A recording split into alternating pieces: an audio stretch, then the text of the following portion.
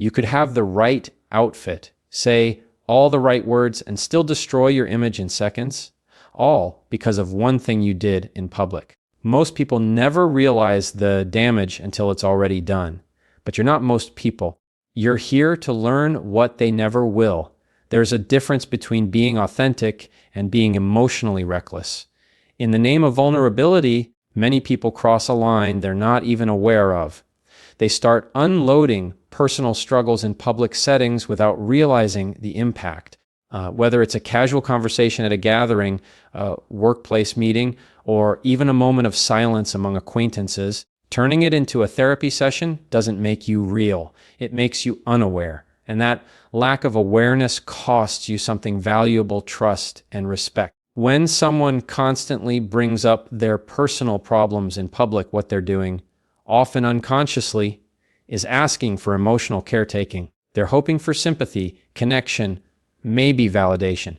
But what actually happens is the opposite. The people around them begin to feel uneasy, burdened, or trapped. The energy shifts. The focus becomes about managing someone else's emotional landscape instead of simply being present. That's not connection. That's emotional imposition. Respect isn't just about how smart, talented, or kind you are. It's about how contained you are. Oh, people respect those who manage themselves, who know what to share, when to share it, and most importantly, with whom. When you drop deep personal issues into light social situations or professional environments, it signals one thing: poor boundaries. And poor boundaries don't create intimacy. They trigger avoidance. It's not that people don't care. It's that people feel unsafe when someone doesn't know how to self-regulate. They begin to associate you with chaos, with unpredictability.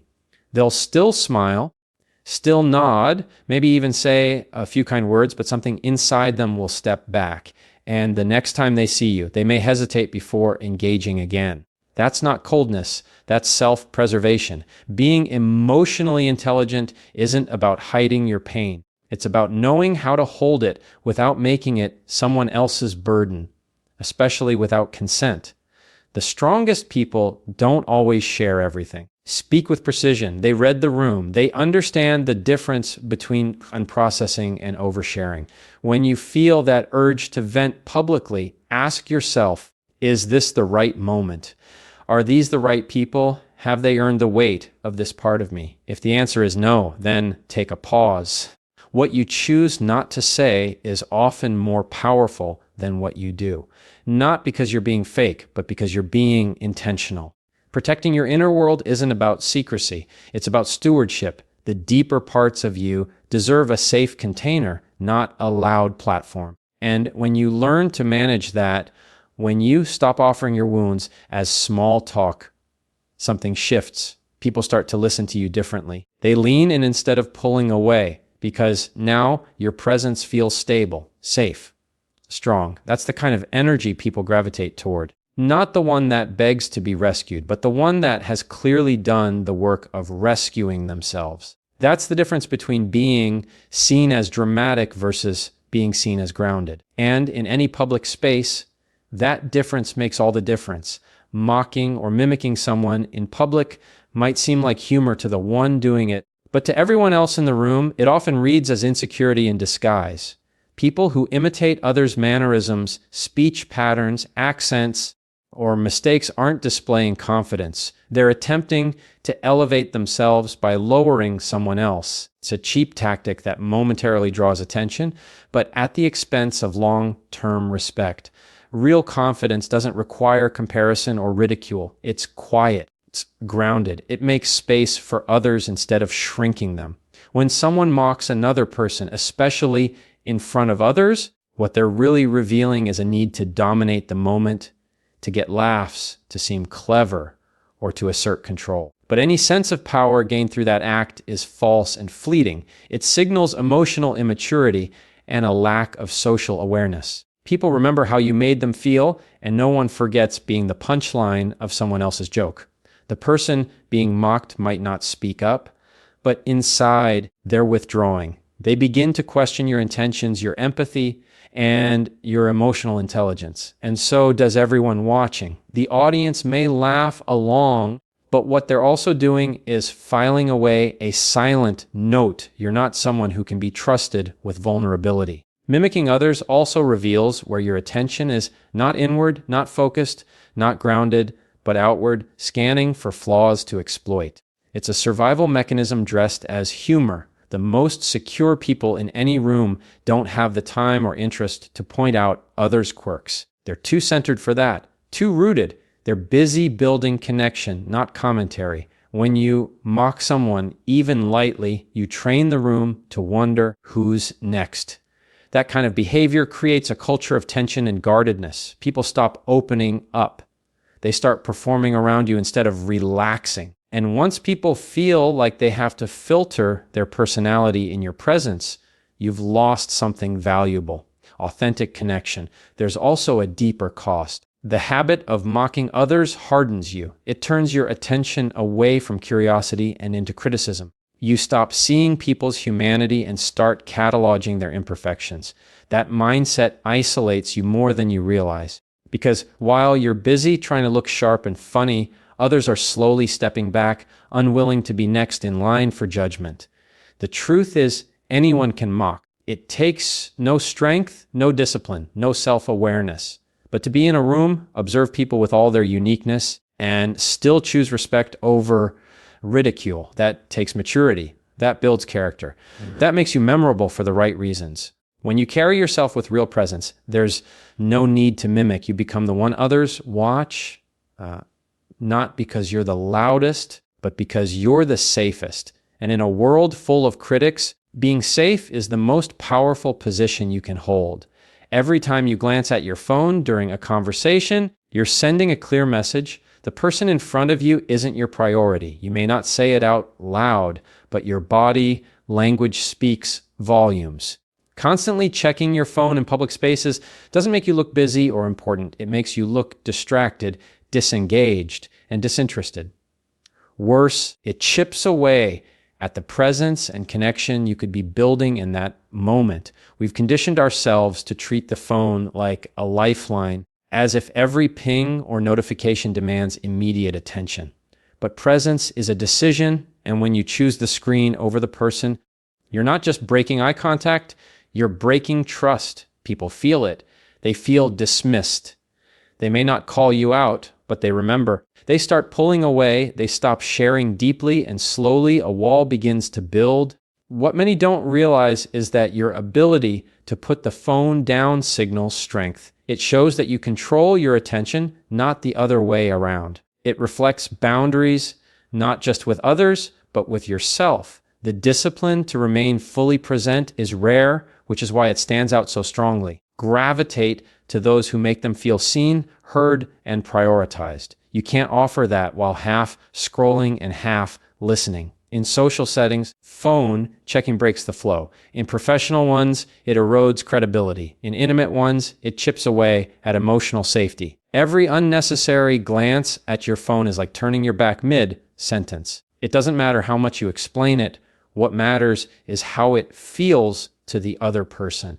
And once that feeling is lost, it's hard to rebuild. The irony is that people think constant phone checking shows they're responsive, but it actually shows poor control over their time and energy. True responsiveness is intentional. It's knowing when to engage, when to unplug, and when to give your full self to the moment at hand. If you're always reachable, always reactive, always checking in, you're never really here, and people sense that. There's power in stillness. There's presence in undivided attention. When you speak to someone and they know you're not splitting your focus with a screen, they relax, they lean in, they trust you more. That's how influence is built, not by doing more, but by being fully there in what you choose to do. If you want to lead, connect, influence, or be remembered, let your phone take a back seat. Not because you're rejecting technology, but because you're choosing intentionality. In a world where everyone's half distracted, the person who's fully present becomes magnetic. Be that person, not the one who constantly checks out and calls it multitasking, but the one who knows that real connection starts where the phone ends and attention begins. Saying sorry should be an act of integrity, not a habit of insecurity. But for many people, over-apologizing becomes a reflex, a default response to discomfort, disagreement, or simply existing. You bump into someone slightly. Sorry. You voice your opinion. Sorry. You take up space in a meeting or walk into a room. Another, sorry.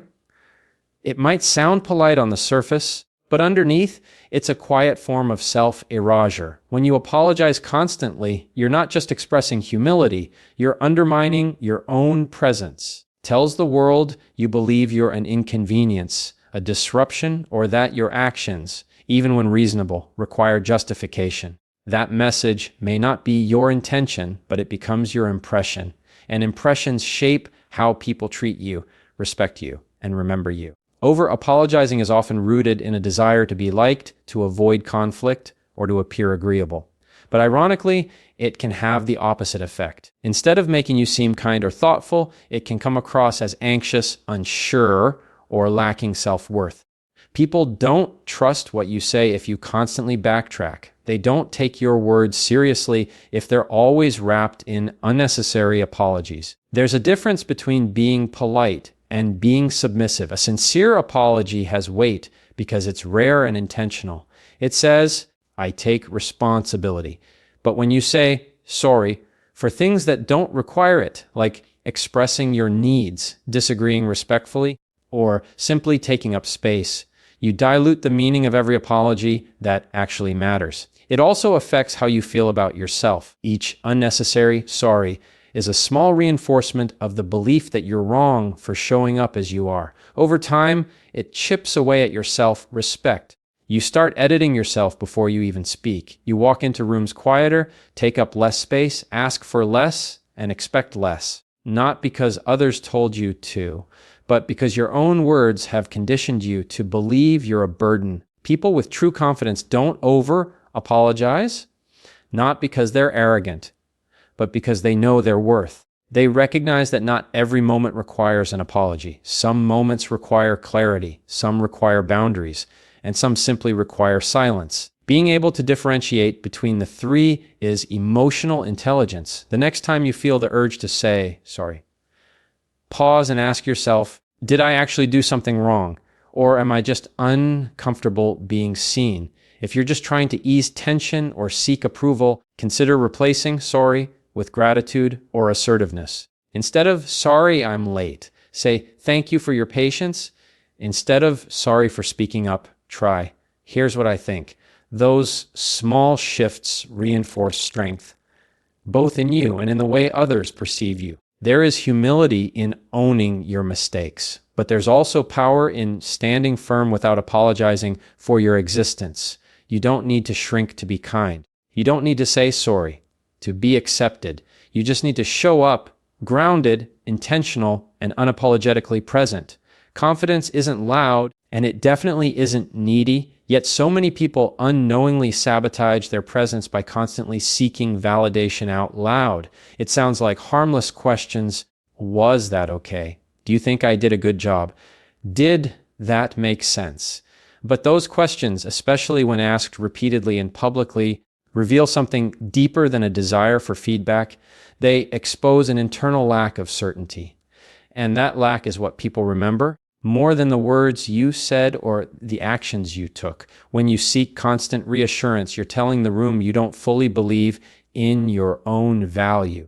That maybe you're waiting for someone else to confirm your worth before you're willing to own it. That hesitation, that outward search for approval immediately weakens your position, not because you aren't capable, but because you haven't claimed your authority before asking others to trust it. People don't just hear your words, they read your energy.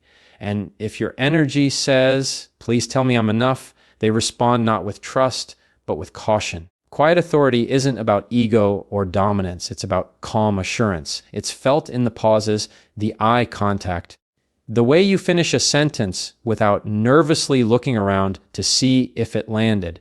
It's in the way you don't rush to fill the silence because you're not afraid of your own presence. But when you follow every contribution with a question mark of approval, you undercut your own credibility. Train others to evaluate you instead of listen to you. Validation seeking also shifts the focus away from impact and onto insecurity. Instead of letting your words breathe, you pull the spotlight back onto yourself, trying to make sure you were received the way you wanted. But real presence requires detachment. Say what needs to be said, offer what needs to be offered, and then let go.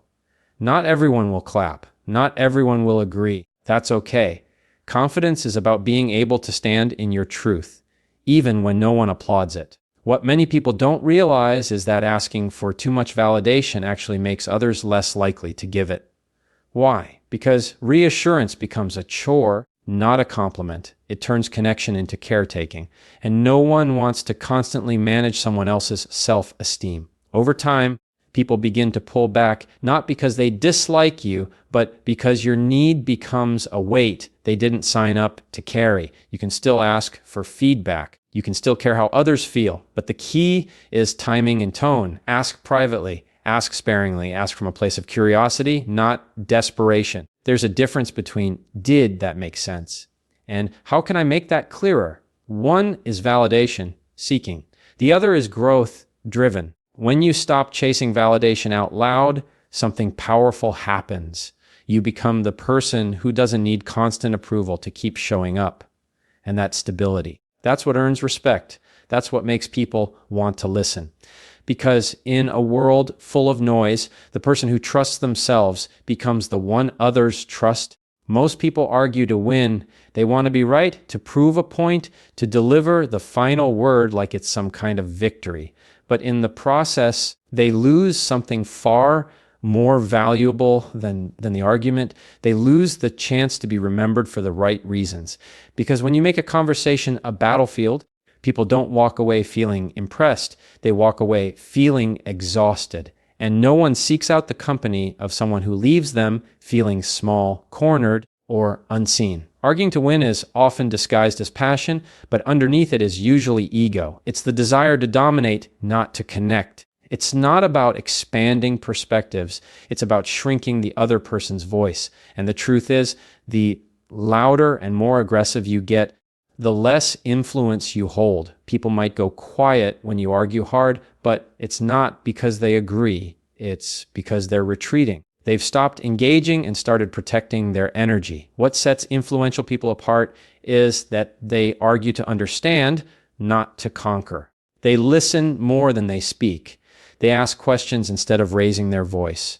And when they respond, they do it with clarity, not combat. This kind of presence is rare, which is why it stands out. It doesn't demand attention, it earns it.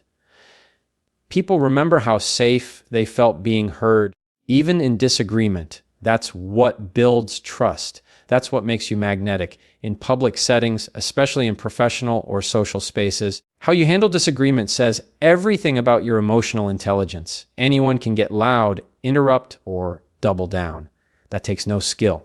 But to stay calm, grounded, and genuinely open when someone challenges you, that's strength, that's control. And that's what earns long-term influence. The person who argues just to be right often leaves the impression of arrogance, even if they were technically correct. The person who listens first and responds with respect leaves a mark that lasts much longer. People don't remember every word you say, but they remember how you made them feel. Did you invite dialogue or shut it down? Did you leave space for both voices or just yours? There's also a quiet power in walking away from an argument you don't need to win.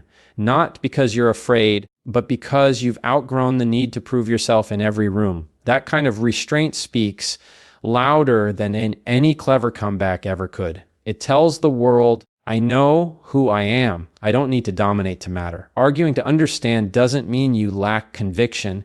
It means you value connection more than control. And in the long run, that mindset makes you unforgettable. Not because you crushed someone with your logic, but because you elevated the room with your presence. That's the kind of power that doesn't just win arguments, it earns lasting respect. There's a subtle but damaging pattern that plays out in public conversations, meetings, and social settings, the need to overshadow others just to be noticed. It can look like interrupting someone mid-sentence turning every story into a personal anecdote or always finding a way to steer the spotlight back onto yourself. On the surface, it may seem like confidence or charisma, but at its core, it reveals something deeper: emotional immaturity and insecurity dressed up as self-importance. The need to shine by dimming others doesn't come from strength. It comes from a belief that worth is scarce, that in order to be seen, someone else has to be unseen. But that mindset only builds temporary attention, not lasting respect. People might laugh at your joke, nod at your story, or even smile at your interruption. But underneath, they're watching how you treat the people around you. And when they see you consistently take up space at someone else's expense, they remember. They may not say anything out loud, but the silent judgment begins to form. True presence doesn't need a spotlight. It creates one for others. Emotionally mature people understand that power is expanded, not hoarded. They know how to step forward when needed and how to step back so others can rise. They aren't afraid of someone else's success, voice, or perspective. In fact, they welcome it because they know their value doesn't shrink just because someone else is shining too. When you consistently try to outdo, outtalk, or outshine, you become exhausting to be around. Conversations stop being collaborative and start feeling competitive. People become guarded, holding back ideas or stories because they know you'll likely hijack them. What could have been connection turns into performance. And that performance comes with a cost: the erosion of trust and relational depth. The irony is, the more you try to be the center of attention, the less people feel drawn to you. Not because you're not talented or smart, but because your energy doesn't feel safe. People don't feel like they can relax around you because they're always bracing for the moment you'll take over. That creates distance, not admiration. Real leadership and presence come from being confident enough to let others speak fully, to amplify instead of compete. Celebrate others' brilliance without inserting your own. That doesn't make you invisible. It makes you powerful in a different way. It shows you've mastered something many never do: the ability to elevate a room without needing to dominate it. If you truly want to be respected, remembered, and trusted, resist the urge to constantly prove your worth. Let your actions speak. Let your presence breathe. Let others shine without fear that it takes anything away from you, because the ones who don't chase the spotlight often end up owning it. And the ones who know how to share it, those are the people everyone wants to follow. Power isn't found in volume, it's found in control. There's a common misconception that speaking louder commands authority, that raising your voice somehow increases your value in a conversation.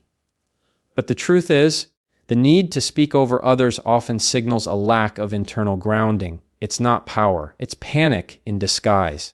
Because people who are truly confident don't need to raise their voice to be heard. Their calm presence does the speaking for them. When someone starts to talk louder to make a point, it usually reveals that they're not trying to connect. They're trying to dominate. They're focused on winning, proving, or overpowering rather than being understood. And ironically, the louder they get, the less people listen, because loud voices create noise. Composure creates clarity. It allows space for impact, for tension, for presence. That silence between your words, it says more than shouting ever could. Composure is quiet strength. It's the ability to stay centered when others escalate, to remain steady when others rush to fill the silence. It shows people that you are in control, not just of the situation, but of yourself. And that kind of control builds credibility fast. Become someone who doesn't flinch, doesn't scramble, doesn't need to perform.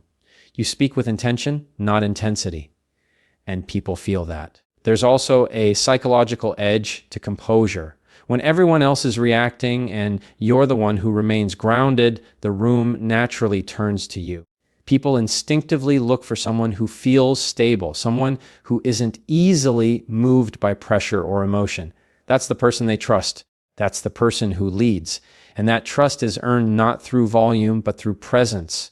Talking louder can also backfire. It can trigger defensiveness, resistance, or withdrawal in others. You might win the moment, but you lose the connection. People remember how you made them feel, and being bulldozed by someone's voice doesn't inspire loyalty or respect. it creates distance. And in that distance, your influence fades. Composure, on the other hand, invites people in. It slows down the energy. It makes space for others to speak, and in doing so, gives weight to your own words when you do. The most impactful voices in any room are often the quietest, not because they lack something to say, but because they know exactly when to say it and how. There's no need to raise your voice when you've already raised your standards. No need to shout when your presence already commands attention. The real work is learning to hold that energy without releasing it through volume. It's learning to channel emotion into conviction, not chaos. That's what people respect. That's what people remember. In a world full of noise, the calm voice becomes the loudest, and the person who doesn't need to overpower to be powerful. That's the one everyone listens to when it really matters.